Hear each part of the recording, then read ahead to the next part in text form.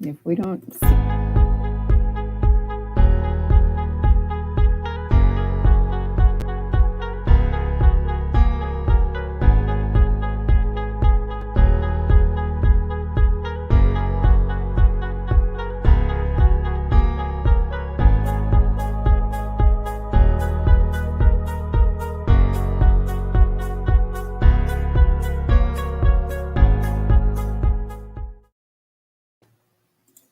Hey, good morning. Good morning. Happy first day of fall. First day of fall. Yes, it is. And I'm going to give a shout out to a friend named Janet because today is her birthday and she watches our episodes. So Cece says, happy birthday, Janet. So Cece is our Wooka raccoon. We'll just go that way and start this episode. So Cece is our mascot for Rural Community Solutions. She welcomes, understands, comforts, and appreciates herself, ourselves, and other people, because that makes great relationships. And that's what we're all about at Rural Community Solutions, designing family-friendly, youth-centered places. That attract people. And the connection between Janet's birthday, that's true, and Cece is that Cece was a gift. Yeah, show Cece's better side, okay? Yes. Cece was a gift from Janet. Yes. To me from Father's Day about 3 years ago, 3 years ago. Probably it's been, like more 4 or 5. Two and a half years ago or something like that. Anyway, so happy birthday, Janet. Thank you. We appreciate you. We really do. I'm Frank Spillers. And I'm Kim Spillers. And this is Rural Community Solutions TV live stream, to where you are learning how to support entrepreneurs. You are learning how to become an entrepreneur. And you are learning how to develop an economy in your community, in your rural community, that supports entrepreneurship and makes it an entrepreneurial economy. And we go by, we're going by weeks. And today we're in week 8 already. Week 8 and this is in Entrepreneurship Month. For us.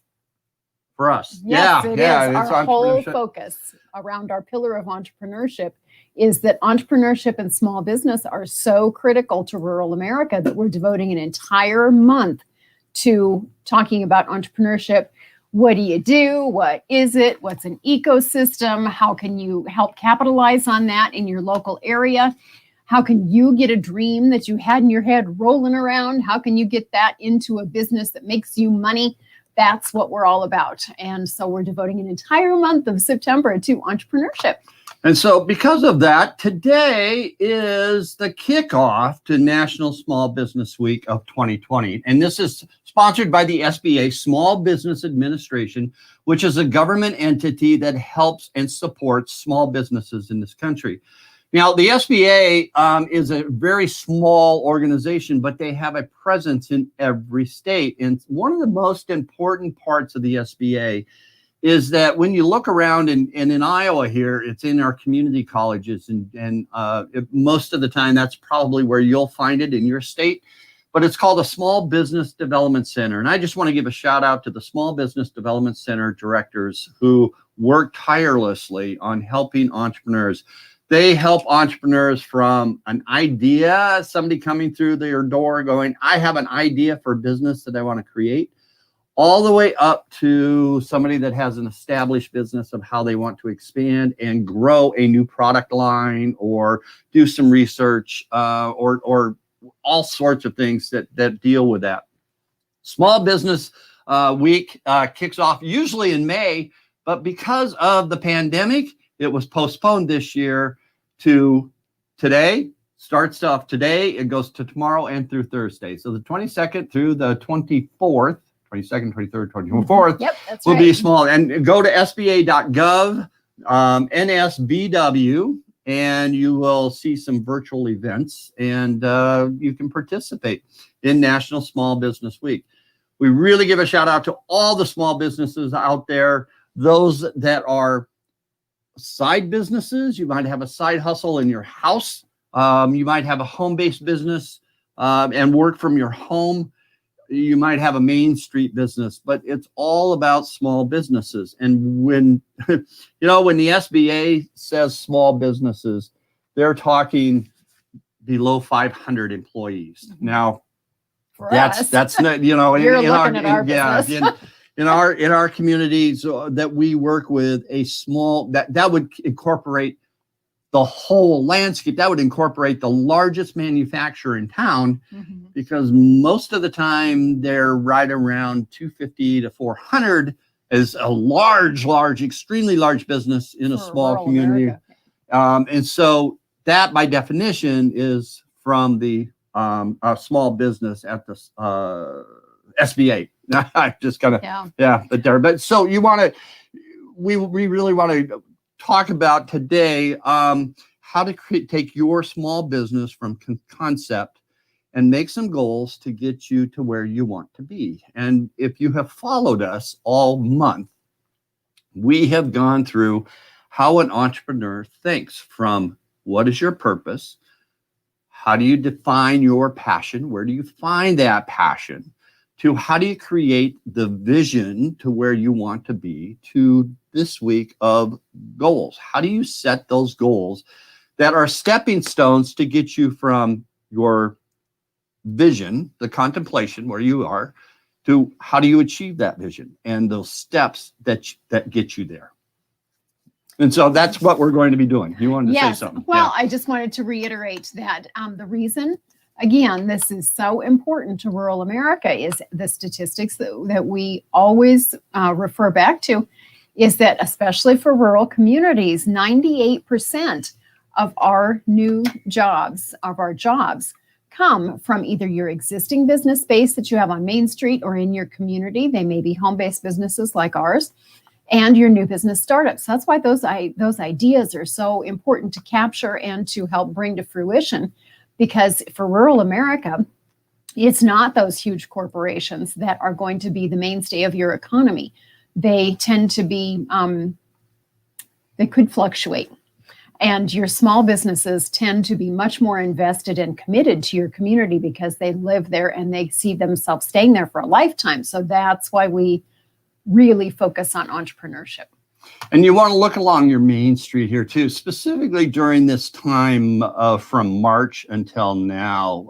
I know we've lost a lot of businesses out there because of the COVID shutdowns and your community shutdowns. We have transitioned for some of our building back up of what we do. One, we have created this online program, the live stream here, to help businesses and to help your community restart your businesses and restart your economy, of how you can rebuild where your community is through some simple steps. And that is just through people. It's not through how do we recruit more businesses. It's not through that. It's how do we create a better environment for our community that attracts people. And the other thing is, we have also created that we're doing a soft launch on, basically is what it's called. We have a host. It's a hometown online solutions team that is made up of experts that we have gathered from around the country on how to take your business, your Main Street business, and create a digital back room. In other words, what happens if we go into another shutdown and people can't physically walk through your business? That is, you need another avenue. And so how do you get online? How do you afford it? How do you create it? How do you create the words that you need to use? We have all those experts that can help. And so we're going to be doing a webinar here in the near future to help you get online and help you connect you with some of the experts that will help copyright, will help find you the money that you can transition from where you are to online and build from there. And how do you do that? Social marketing. How do you get people through your door by utilizing Twitter? How do you get people through your door by going online? How do you do that? And what does that mean for your business? And how can you not compete against Amazon, but how can you be the Amazon in your own rural community? And that's what hometown, that's what the host team, that would be the hometown online solutions team. Yes, because it'd be the host team. So kind of like host tea. Host Team. No, just host. Host. Yeah. Anyway. We'll be introducing you to all of those people. And if you've not thought about going online, the reason that we created this is because a Main Street America study came out in April. And they concluded from a survey that across the country, 64% of businesses did not have an online presence. And in this 6 months has just shattered records for online shopping, from grocery stores to, whatever supplies you buy, because people have not felt safe going into a store to shop. So that ship may have sailed forever.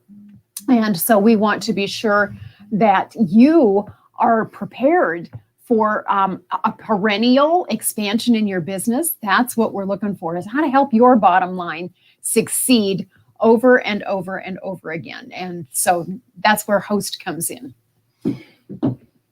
At Rural Community Solutions, here we have 4 pillars, and we reiterate the 4 pillars pretty much every show, just to show you and to remind you what we do, because we build relationships. Our business is all about people. We don't train communities how to recruit businesses. We train communities on how to create the environment that's going to attract a person and a family that wants to live, work, and play there. And so, given the transition in the United States, in this nation, of what is happening with individuals, those individuals are choosing where they want to live. They're not choosing their job. So they choose where they want to live, and then they look around of what they're going to be doing, or they bring their job with them. So creating that environment, creating the environment to where people want to live in your community, is a skill, and it's a learned process of changing the culture of economic development. And that's what needs to happen in your rural community in order for you to grow. And so here at Rural Community Solutions, we use the 4-pillar process. One, of building relationships, building engagement. Relationships are the words that you use, the attitude of your community. Engagement is, do you place and do you listen to people of where they come from and understand how they get to where they are and the values that they have and their opinions, and are they listened to? Collaboration, do you have collaborative leadership that is going to use people's talents and skills? And then on the entrepreneurship pillar, it is identifying those talents and skills that people have that will build the entrepreneurial economy. And that intersects then into creating trust, unity, policy, trust, unity, policy, and entrepreneurial wealth within your community that builds it. Now, why do we focus so much on entrepreneurship? It's because when you are building an entrepreneur, and this is also building an entrepreneur attitude within your community, people become creative. And when you are working with creative people, you look more for solutions rather than problems. And when you start to look for solutions, you start to identify different culture that builds upon where you're at, and you look for assets rather than stops you and says, oh, we can't do that because of this, or that would be great if we could do that if we had more money, or we just can't afford that, or all this going on. That is where that's happened. No. Oh, you just, okay. Right. Sorry, I had an itchy ear. I was just trying to turn away. Sometimes that's a signal, Carol Burnett out there. Yeah, like that. So we look at that signal. Sorry about that. and this is the thing with a husband and wife team that we have, is because sometimes out of the corner of my eye, I'll be looking and she'll do something and I'll go, uh-oh, what did I do? What did I do? Oh, no. But we digress. So, back to entrepreneurship. But entrepreneurship is a husband and wife team, and in our house, and you can build that. I mean, we talk with some people out there that says, I could never work with my wife, or I could never work with my husband. Well, yeah, you can. I mean, there's a processes you can do. You can work together. You can build something together, and it's a lot of fun. Are there some stumbles? Yep. Yeah. Every once in a while, and that's okay. But that is a portion of how do you build that environment, and how do you build the entrepreneurship team to get you from where you want to go from where you are basically to where you want to go. And we call that, how do you drive your WUKA car? Now, remember, CC, the WUKA raccoon, was welcome, understand, comfort, and appreciate. So we have a WUKA car, and CAR stands to find out where you are, where do you want to go, find your circumstances, where do you want to go, what results do you want, what vision do you have for the future, and then the action steps to get you from your circumstances to your results. And those action steps then are your goals. And I know this is probably a reiteration for a lot of you out there. But it's timeless. It's timeless. I mean, this information. Now, let me ask you this. I'm going to grow up here. All right. I just grew up. Let me ask you this. How many of you out there have set a New Year's resolution? If you have set that New Year's resolution, have you achieved it? Now, a New Year's resolution is a goal. That's all it is a goal. It's just, when do you set that goal or series of goals? You know, when you look at the best time to open a fitness center is in January or maybe December, and sell subscriptions in January, because that's one of the most sought after goals is, I'm going to get fit. I'm going to lose weight. I'm going to, and it takes to go someplace in the fitness center. All right. And so majority wise, though, the figure that I have seen is more than 90% of the New Year's resolutions are done, not accomplished, but they're done and broken and forgotten about by January 19th. 19 days of having a goal. And that is trying to change your habit. Now, we teach a habit is changed in about 30 days, or 30 to 60 to 90 days. It takes a new connection in your brain. And we'll get into this a little bit deeper, but if you go back into some of our other previous episodes, you'll find out the brain connection. You're changing a habit. And that's what a goal is something to help you change your habits to get you from where you are to where you want to go. And that's smart. That's a SMART goal. Okay. SMART goals are specific, measurable, attainable, realistic, and timely. All right. So we're going to break those down today really quick and talk about it.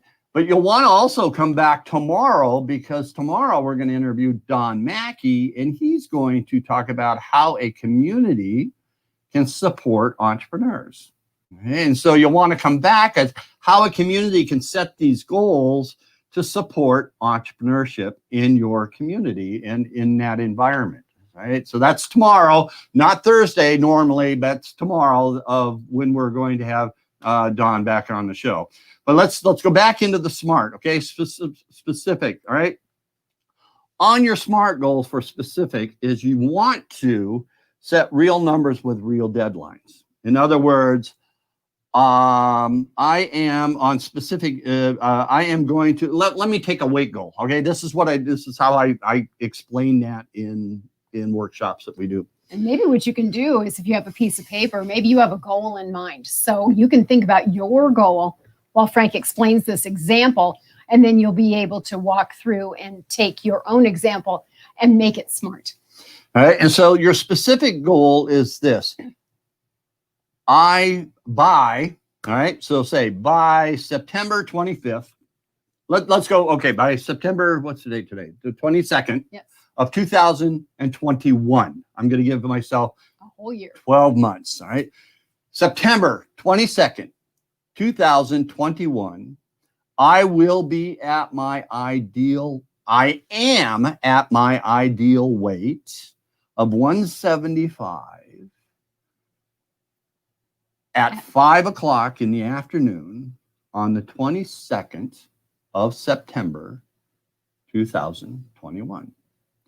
That's a very specific SMART goal. Okay. Specific. I have set numbers with that. I know an exact number that I'm going to have, And it's measurable because then I can make it track. I can track my progress. Thank you. See how it works? See that? I can track I can track my progress on a monthly basis. So I can even break that down. So if I'm at X amount of weight and I need to be at this amount of weight and I have 12 months to do it, what do I need to do every month? Where do I need to be? So that's measurable. Attainable is, do I believe, all right? Do I believe that I can do it? Now, here's one that's really not a SMART goal. By 12 o'clock midnight tonight, I will have accumulated and earned $3 million.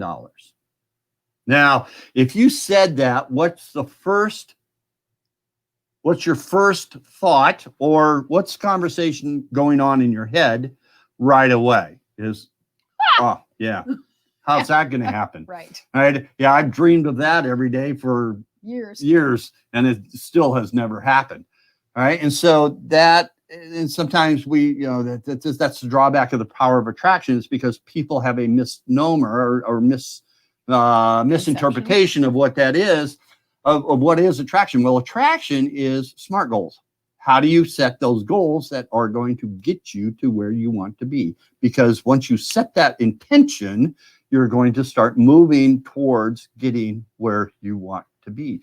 That's it. But it has to be attainable. You have to really believe and realistic. You have to believe it's attainable and realistic, because if it's not a realistic goal, it's not going to be attainable. And in your head, you're going to self-sabotage. We're going to talk about self-sabotage on Thursday, of what has to happen and why some people don't achieve their goals, right? And the T in that is timely. In my example, I have set a time frame. You can all come to our house. I'm not going to tell you where we live.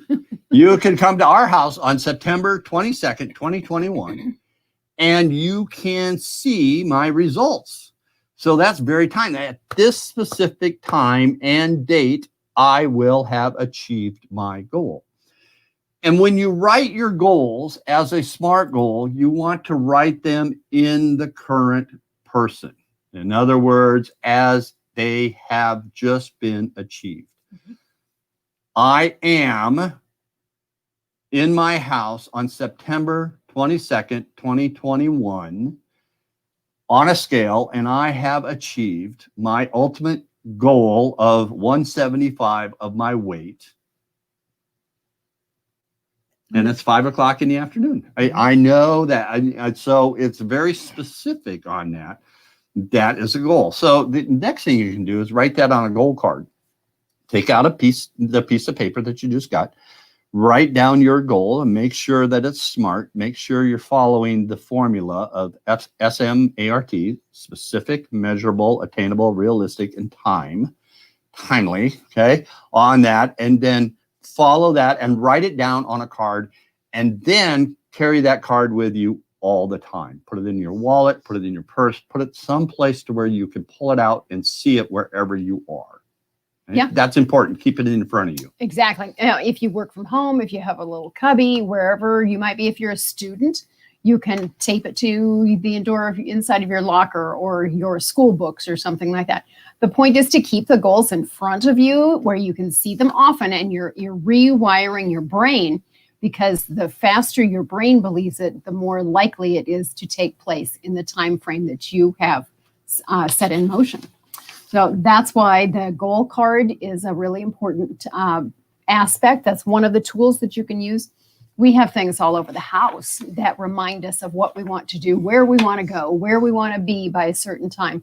So we kind of use them as decorations. Do we have Picassos? No. Do we have Rembrandts? No.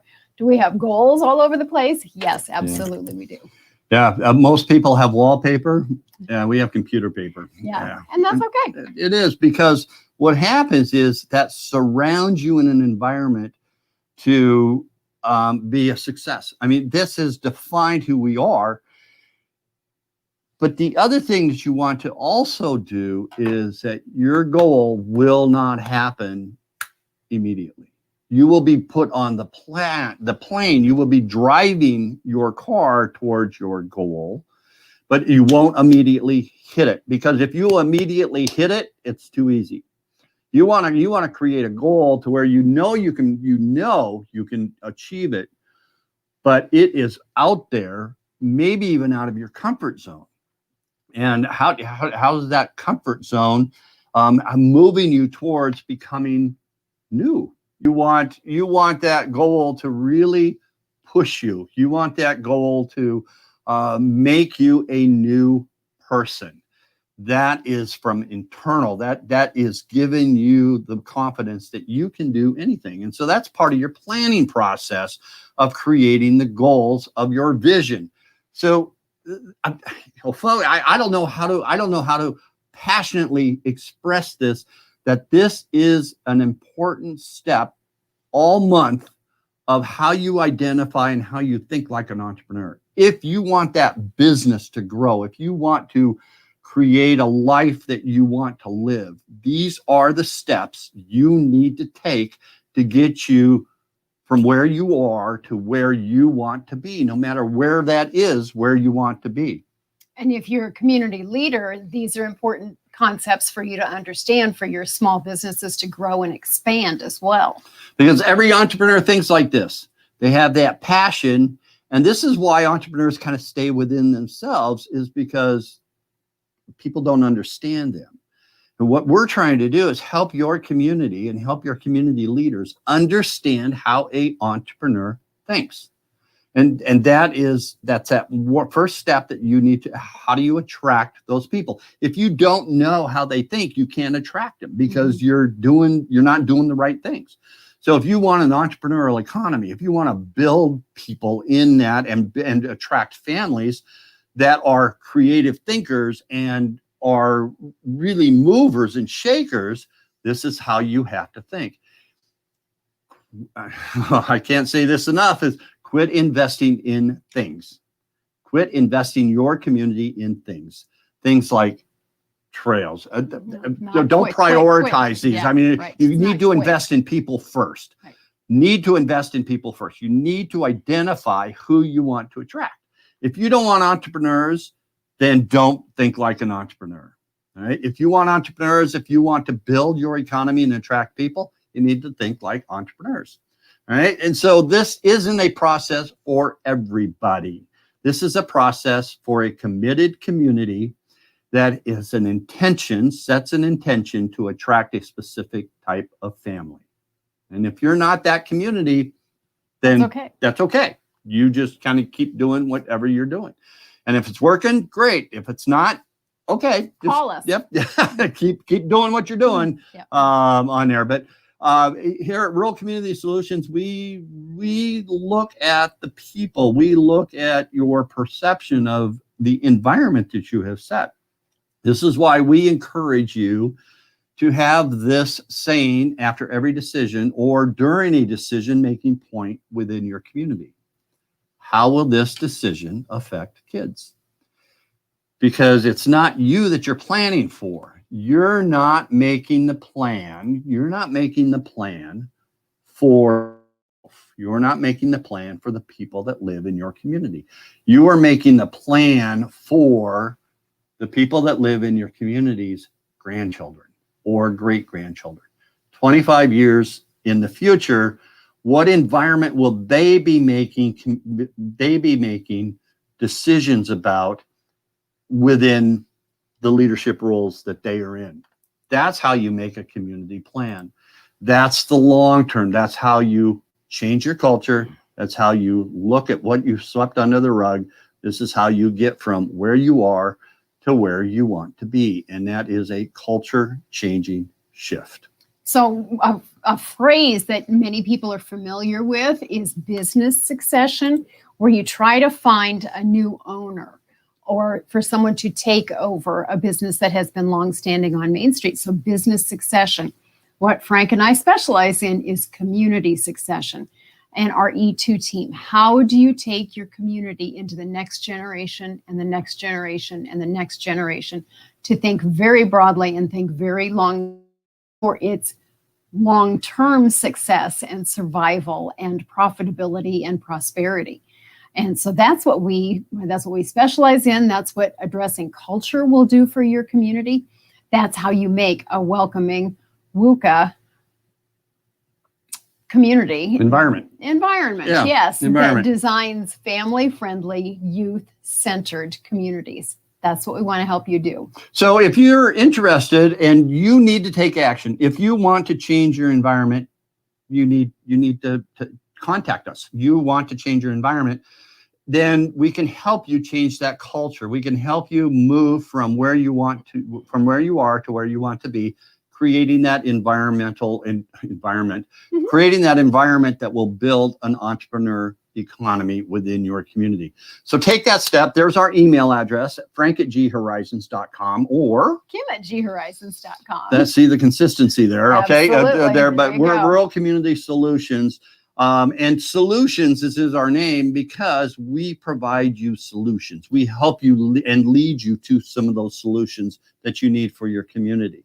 So get a hold of us and stay tuned. Hey, we're also on some podcasts. So exciting. Yeah, that's a new development this week that Frank's done. We're on Google Play. We're on about 5 different podcasts now, and we're uploading. We're getting that all there.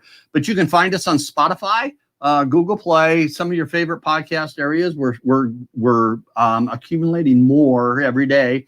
And what we do is, if you can't sit down and watch a video, what you can do is listen to our podcast of the video of our daily broadcast show. So all kinds of ways to different formats that we're learning. Interact with us. All right. And we're grateful that you have joined us today. Thank you so very much during this Entrepreneurship Month. We want to help you design a family-friendly, youth-centered place that you will be proud of and excited to live in. And so we want to congratulate all the small businesses out there. Woo! Shout out. Small Business, National Small Business Week. We really appreciate you. Go to sba.gov and participate in the virtual events sometimes in the next 3 days and see what happens. And follow us.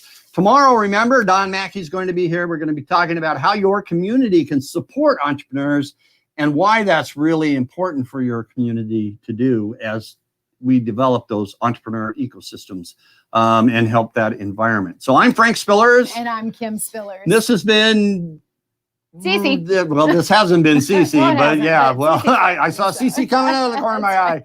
This has been Rural Community Solutions TV live stream, and we hope you have a great rest of the day. Thanks for joining us, guys. Have a fabulous fall. Take care. Bye-bye.